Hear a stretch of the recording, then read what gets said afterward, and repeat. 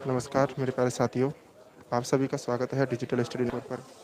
दोस्तों मैं आज एसएमएस हॉस्पिटल पहुंच चुका हूं और हमारे जो विकास जाखड़ जी हैं, जो आज उनका 13वां दिन अनशन का चल रहा है, तो मैं इनसे बात करवाने वाला हूं। वार्ड आप देख रहे हो, स्टाफ भी पता नहीं कहाँ क्या कैसे, टॉयलेट्स इतने गंदे हैं, जा ही नहीं सकते आप उनके अंदर।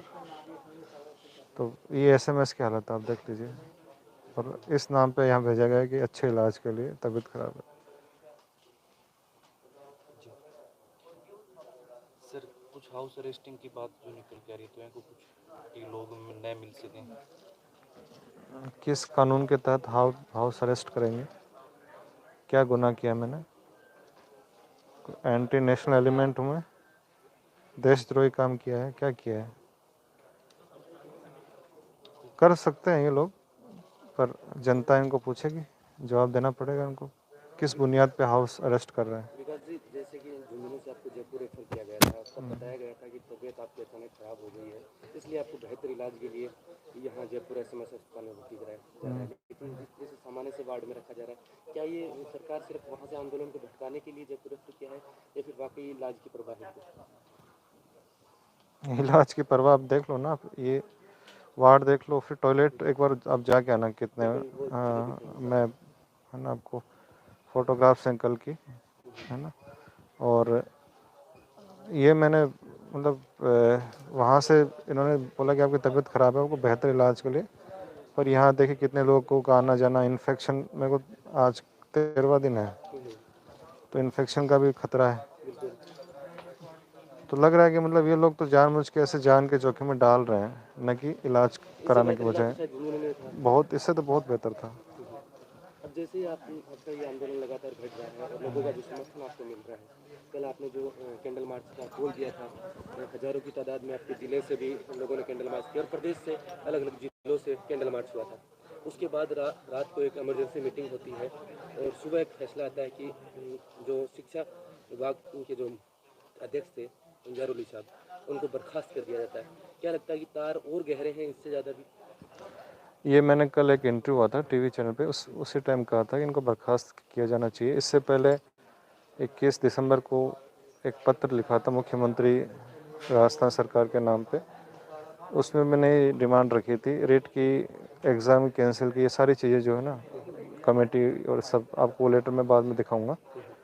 उसमें मैंने एक चीज़ ये लिखी थी कि पेपर बाज़ारों में नीलाम करवा दीजिए आप, यदि आपको पैसों की इतनी वो है।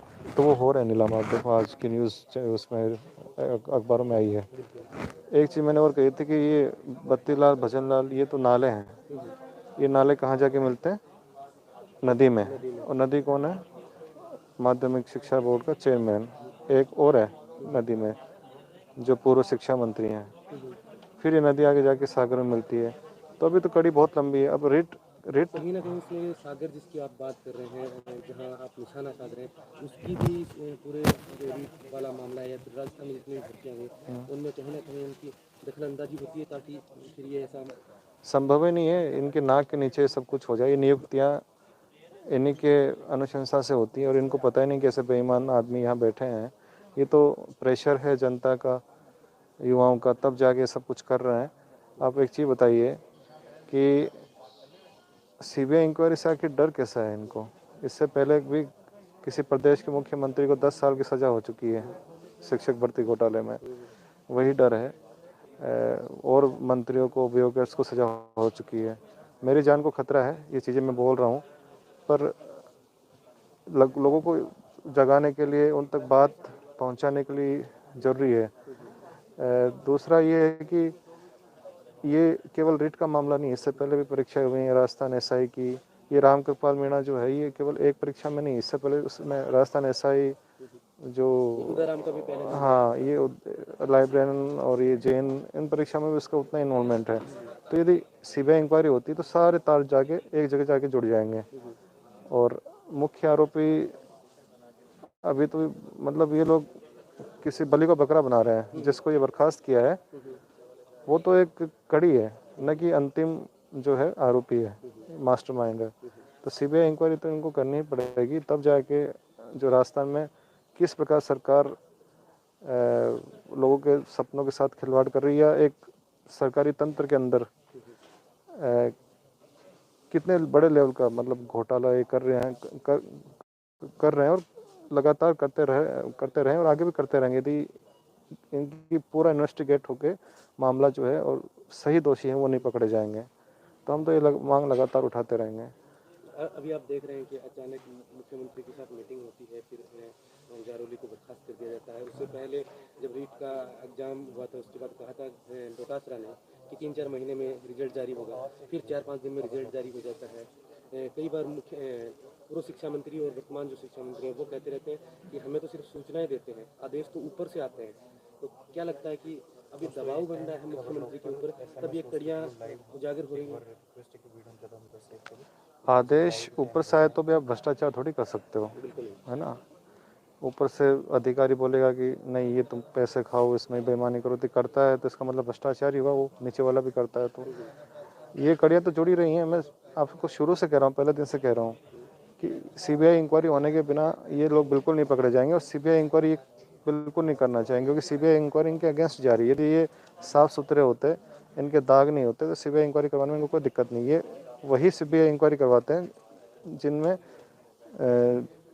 ये खुद नहीं फंस रहे होते हैं। जैसे रेप केस है, बहुत गंदा कृत्य है, ठीक है, समाज को शर्मसार करने वाला है, पर उसमें इनका कोई इन्वॉल्वमेंट नहीं होता है, तुरंत उसकी अनुशंसा कर देते हैं। कोई मर्डर केस हुआ उसकी हो जाता है, और कोई राजनीतिक मुद्दा उसका हो जाता है, पर जिस भ्रष्टाचार और घोटालों में खुद फंसे होते हैं उसकी सीबीआई इंक्वायरी ये नहीं करवाते हैं, लिपापोती करते हैं। कोई जांच बैठा दी, कमेटी बैठा दी, तो वो लोग ये करना बिल्कुल नहीं चाहेंगे। तो जनता जब तक दबाव नहीं बनाएगी, युवा जब तक खड़ा नहीं होगा अपने हकों के लिए, देखो बार बार आंदोलन और ये नहीं होते हैं, लोग थक चुके हैं, ये मौका बार बार नहीं आता है।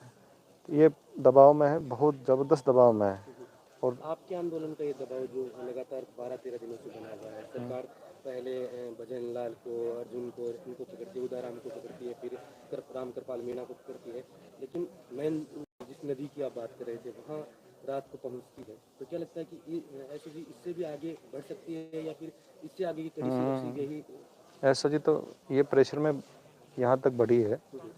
ये नाम तो पहले ही उजागर हो चुके थे पब्लिक फोरम में। और रही बात एसओजी की, तो एक प्रेस कॉन्फ्रेंस में एसओजी ये भी बोल रही थी कि पेपर जो है वो 48 घंटे पहले आउट हुए हैं, तो वो हम पता करें कितने लोगों के पास पहुंचा। वो क्या मजाक है, हम लोगों को मूर्ख समझ रखा है क्या? राजस्थान की जनता बेवकूफ़ है? आप 48 घंटे पहले पेपर निकालते हो और ये बात कर रहे हो कि आईटी का ज़माना है, 1 सेकंड में हज़ारों लोगों के पास में कंटेंट पहुंच जाता है। आप कह रहे हो कि हम पता करें किसी के पास में पेपर पहुंचा है और वो उनको फिर कैंडिडेट को चिन्हित करेंगे। ये तो हज़ारों लोगों के पास पहुंचा है, और एग्ज़ाम कैंसिल करने के अलावा इनके पास कोई चारा ही नहीं है। अभी जिस आपके तबीयत को लेकर बताया, आपको यहाँ जयपुर रेफर किया, तो यहाँ पे जो व्यवस्थाएं हमने देखी हैं, नीचे से जब ऊपर तक आए, एक सामान्य से वार्ड में रखे, आपको झुंझुनू में तो लोग आपसे मिलने भी आते थे, आपके समर्थन में आते थे, यहाँ भी नेताओं का जमावड़ा बना हुआ है जयपुर में? हाँ, नेतागण आते हैं। आज ही मैं तो आज ही आना स्टार्ट हुआ है, क्योंकि कल रात एडमिट हुआ था, पता चला लोगों को। तो मैंने किसी नेता को मना किया भी नहीं। आप किसी पार्टी का नेता है, मुझसे मिले, मेरा हाल चाल पूछ रहा है, तो आभार है उसका। नहीं, आपने उनको ये बताया नहीं कि मैं 12 दिन से 15 दिन से लड़ाई लड़ रहा हूँ बेरोजगारों के हकों के लिए, लेकिन जिस तरीके से राज्य की सरकार मुझे जयपुर में लाकर एक हाउस अरेस्ट की तरह कर दिया, यहाँ लोगों को मिलने नहीं दिया जा रहा। हम भी नीचे से अब आ रहे थे तो हमें भी मना किया जा रहा था कि नहीं, बाकी के पेशेंट हैं वो डिस्टर्ब हो रहे हैं, उनकी तबीयत में गिरावट आ सकती है, आप नहीं मिल सकते। ये लोगों से दूरियाँ आपको जो बना रही है, ये चाह रहे हैं कि मेरा संदेश, मेरी बात लोगों तक ना पहुँचे, है ना।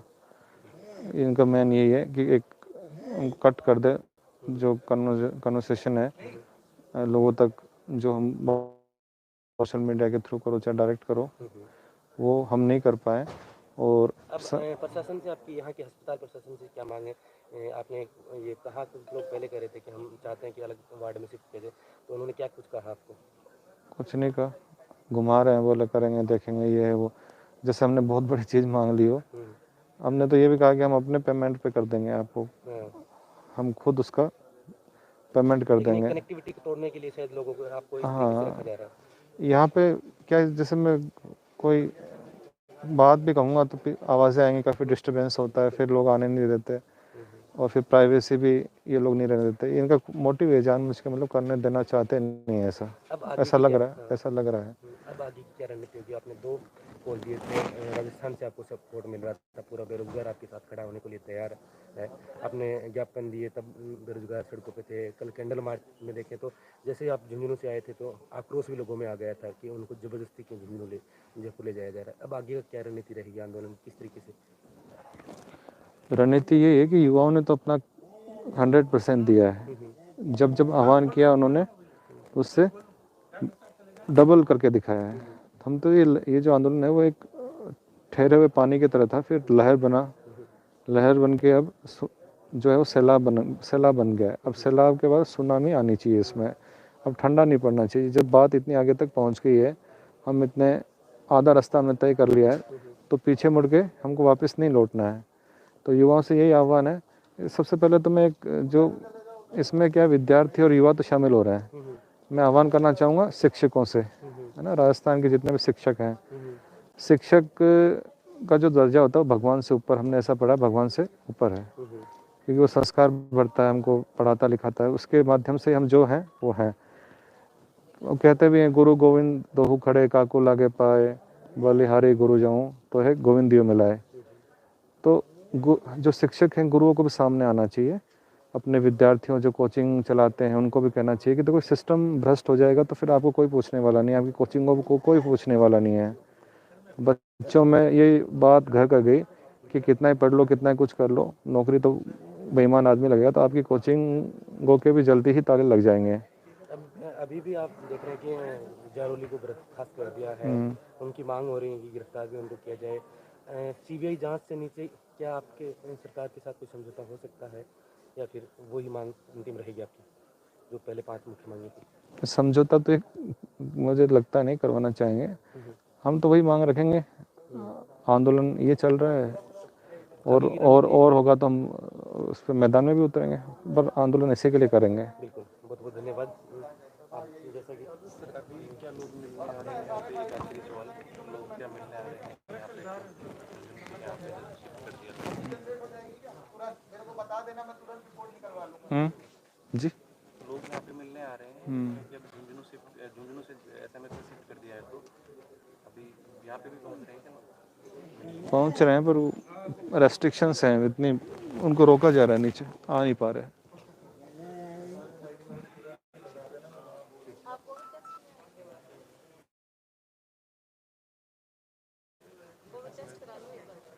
जरूरी है, पॉजिटिव निकालेंगे मेरे को। जैसे ज़्यादातर लोग यहाँ पर हमारे जो रीट अभ्यर्थी जुड़े हुए हैं उनको क्या संदेश देना चाहोगे आप? ये है कि आप मैदान में उतरो, जब तक मैदान में नहीं उतरोगे दूसरे से उम्मीद मत रखो, है ना।